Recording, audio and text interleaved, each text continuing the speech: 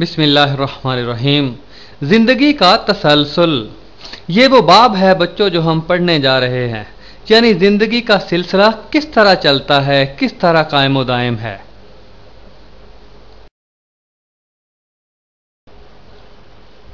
नापैद होने वाले जानवर। नापैद का मतलब खत्म होना है। मैं पढ़ता हूं, आप समझिएगा। किसी जानदार के नापैद होने से मुराद है कि उस जानदार को गुज़श्ता 50 सालों से जमीन पर न देखा गया हो।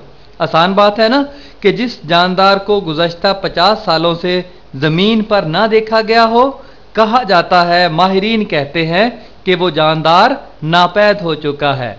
ऐसे जानदारों की कई मिसालें मौजूद हैं। मसलन डायनोसार। डायनोसार को उर्दू, अरबी, फारसी में कहते हैं हैवानुल मुहीब, हैबतनाक जानवर। मुहीब का मतलब हैबतनाक, डरावना, क्योंकि ये बहुत बड़ा होता है और इसकी शक्ल डरावनी है, तो इसलिए नाम की मुनासबत से हैवानुल मुहीब कहा जाता है। ये भी बच्चों डायनोसार की तस्वीर है, जिसके नोकीले दांत और पंजे आपको नजर आ रहे हैं। कहीं डर तो नहीं गए। पंजाबी दियां कहानियां ते बातां विच संसार दा जिक्र आउंदा है। संसार एडा वड्डा जानवर समझिया जांदा कि दरियावां च हुंदा ते नहरां वड्डियां वड्डियां च भी जिहड़ा बंदे नूं सबूता ही खा जांदा, सबूता निकल जांदा। ते शायद जिन्हों डायनासौर कहंदे आ भी पुराने जमाने विच ये हुंदा सी और बड़ा वड्डा जानवर हुंदा सी, ओहो ही किते ओहदा जिक्र इन्हां कहानियां ते बातां विच ना होवे। डायनासौर के मुख्तलिफ अंदाज। तस्वीरें तो आपने बहुत सी देख ली, अब जरा तफसील पढ़ते हैं डायनासौर के बारे में। मैं पढ़ रहा हूं, आप समझिएगा। ये छिपकली की किस्म का जानवर है जो आज से हजारों साल पहले हजारों की तादाद में मौजूद थे। इनमें से बाज 20 से 25 मीटर तक लंबे थे। आप देख रहे हैं ना, 20 मीटर और 25 मीटर, जरा अपने जहन में लाएं कितना बड़ा जानवर होता है। 20 मीटर और 25 मीटर जो लंबा होता है, मगर आज मौजूद नहीं है। इतने बड़े जानवर, हैवान कबीर, आज दुनिया से इनका खात्मा हो चुका है। इनके वजूद का पता इनकी हड्डियों से मिलता है जो जमीन में दफन होकर महफूज हो गई। बच्चों, हड्डियों से कैसे पता चलता है? आपने पढ़ा ना ऊपर 20 से 25 मीटर तक ये लंबे होते थे, तो 20-25 मीटर हड्डियां जमीन से निकल आए तो अंदाजा हो जाता है कि जानवर की लंबाई 20-25 मीटर होगी। तो इस तरह से इनके वजूद का पता चला। चौड़े पत्तों वाला सेंचुरी। ये पौधा है बच्चों जो दुनिया से अब नापैद हो चुका है। इसका वजूद भी दुनिया से कूच कर चुका है। मैं पढ़ता हूं, आप समझिएगा। आप तस्वीर भी देख रहे हैं इस पौधे की। ये पौधा इंग्लैंड में साहिल के करीब गीली रेतली जगहों पर पाया जाता था। बहुत से लोग इस पौधे को सिर्फ इसलिए तोड़ लेते थे कि ये खास और नायाब था। नायाब का मतलब जो ना मिलता हो। ये पौधा भी 1882 के बाद न देखा गया, लिहाजा इसे भी नापैद शुमार किया जाता है। तस्मानिया का टाइगर। यह भी बच्चों नापैद अब हो चुका है। इसकी तस्वीर आप देख रहे हैं। मैं पढ़ता हूं, आप समझे। ये ऑस्ट्रेलिया में रहते थे। इन्हें किसान लगातार मारते रहे। ये फसलों वगैरह को खराब करते होंगे, इसलिए किसान इन्हें मारते थे। तो ये ऑस्ट्रेलिया में रहते थे, इन्हें किसान लगातार मारते रहे। 1933 के बाद एक भी ऐसा टाइगर जिंदा नहीं बचा, लिहाजा अब इसे भी नापैद शुमार किया जाता है। पाकिस्तान में नापैद होने वाले जानवर जो हमारे हमसाया ममालिक में मौजूद हैं, यानी पाकिस्तान की सरजमीन पर तो मौजूद नहीं है, इनका वजूद खत्म हो चुका है, लेकिन हमारे जो हमसाया ममालिक हैं वहां पर ये मौजूद हैं। आइए इनके बारे में पढ़ते हैं अगली स्लाइडों में। एशियाई टाइगर। ये बच्चों पाकिस्तान में तो मौजूद नहीं है, लेकिन हमारे इर्द गिर्द के जो ममालिक हैं, भारत है, बर्मा वगैरह, यहां पर मौजूद हैं। गैंडा। یہ بڑا طاقتور جانور ہوتا ہے بچوں، اس کی کھال بڑی سخت ہوتی ہے اور اس کے منہ کے اوپر آپ دیکھے ہیں ایک سینگ ہے۔ جب لڑائی ہوتی ہے تو اس سینگ سے یہ کام لیتا ہے، اس کو ہتھیار کے طور پر استعمال کرتا ہے۔ یہ بھی بچوں پاکستان میں موجود نہیں ہے، لیکن ہمارے ہمسایہ ممالک بھارت ہے، نیپال وغیرہ، یہاں پر یہ موجود ہیں۔ بنگالی ٹائیگر، تصویر نظر آ رہی ہے آپ کو، پاکستان سے ناپید ہو چکا ہے مگر ہمارے ہمسایہ ممالک میں موجود ہے۔ بھارت کا ایک صوبہ ہے بنگال، بنگلہ دیش میں بھی ہے مگر پاکستان میں ختم ہو چکا ہے۔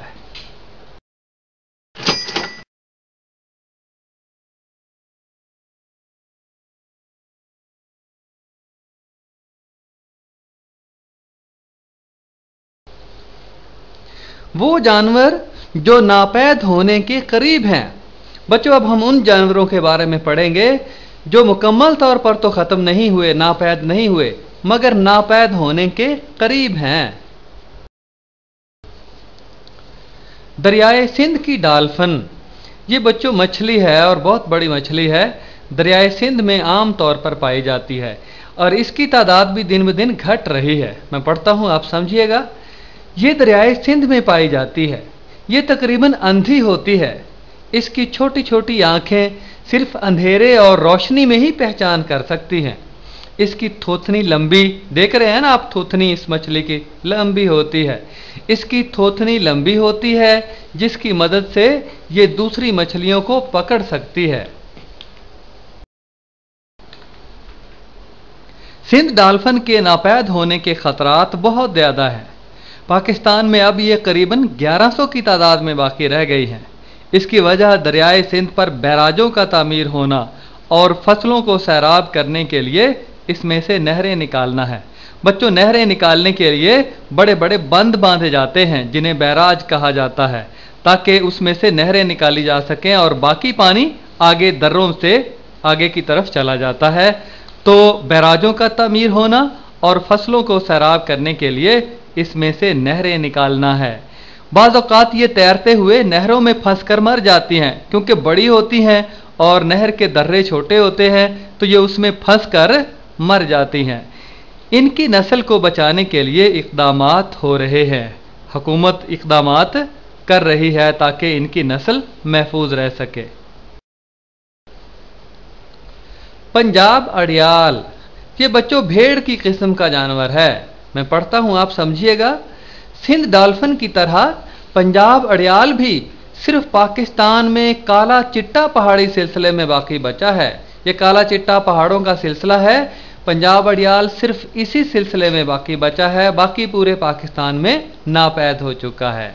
یہ بھیڑ کی ایک قسم ہے، نر کے سینگ بڑے اور خوبصورت ہوتے ہیں، دیکھیں نا آپ کو نظر آ رہے ہیں، جن کو لڑائی کے دوران یہ ہتھیار کے طور پر استعمال کرتے ہیں۔ پنجابی چاپا کہنے ٹھڈ مار دے انہاں نال، تو جن کو لڑائی کے دوران یہ ہتھیار کے طور پر استعمال کرتے ہیں۔ دوسری بھیڑوں کی طرح یہ بھی گروہ کی صورت میں رہتے ہیں، اکٹھے مل کے رہتے ہیں تاکہ دشمن کا مقابلہ آسانی کے ساتھ کر سکے۔ برفانی چیتا، نام سے ظاہر ہے بچوں جو برف میں رہنا پسند کرتا ہے۔ آپ تصویر بھی دیکھ رہے ہیں، میں پڑھتا ہوں، آپ سمجھیے گا۔ برفانی چیتا پاکستان کے شمال کی طرف بلند پہاڑوں میں رہتا ہے۔ اس کے اوپر موٹی سفید اون ہوتی ہے جس میں سلیٹی رنگ کے دھبے ہوتے ہیں، دیکھ رہے ہیں نا آپ شکل، سلیٹی رنگ کے دھبے ہیں اون کے اوپر۔ یہ اسے سردی سے بچاتی ہے، اون اس کو سردی سے بچاتی ہے۔ یہ جنگلات کی بجائے پتھریلی اور برفانی چٹانوں میں رہنے کو زیادہ ترجیح دیتا ہے کیونکہ یہ وہاں بہتر طریقے سے چھپ سکتا ہے، کیونکہ اس کی شکل و صورت، اس کا رنگ ڈھنگ اس ماحول کے ساتھ ملا جلا ہوتا ہے جس کی وجہ سے یہ آسانی سے چھپ سکتا ہے۔ پاکستان میں یہ صرف 300 باقی رہ گئے ہیں، خطرہ ہے کہ یہ بھی ناپید نہ ہو جائے۔ کم ہونے کی وجوہات، کھال کا غیر قانونی شکار، پہلی وجہ ہے کہ لوگ اسے غیر قانونی طور پر شکار کرتے ہیں اور کھال فروخت کرتے ہیں مہنگے داموں، اور دوسری وجہ مقامی آبادی اس کے نقصان پہنچانے کے اندیشے سے اسے مار دیتی ہے، क्योंकि ये इंसानों पर हमला भी कर देता है। यही वजह है कि ये कम होते जा रहे हैं। दिलचस्प मालूमात बर्फानी चीता के बारे में। पहली है, बर्फानी चीता इतना ताकतवर जानवर है कि ये अपने वजन से 3 गुना ज्यादा वजन उठा सकता है। देखा ना आपने। और दूसरी, बर्फानी चीता आम तौर पर जंगली भेड़ को खाता है, इसलिए इनकी तादाद कम हो रही है। जंगली भेड़ की तादाद भी कम हो रही है और बर्फानी चीते की तादाद भी कम हो रही है। दीगर नापैद होने वाले जानवर। ये जानवर भी बच्चों आहिस्ता आहिस्ता नापैद होते जा रहे हैं। इनकी तादाद भी खासी कम रह गई है। पहली आइबेक्स, तस्वीर भी आपको नजर आ रही है, लंबे लंबे सींगों वाला है।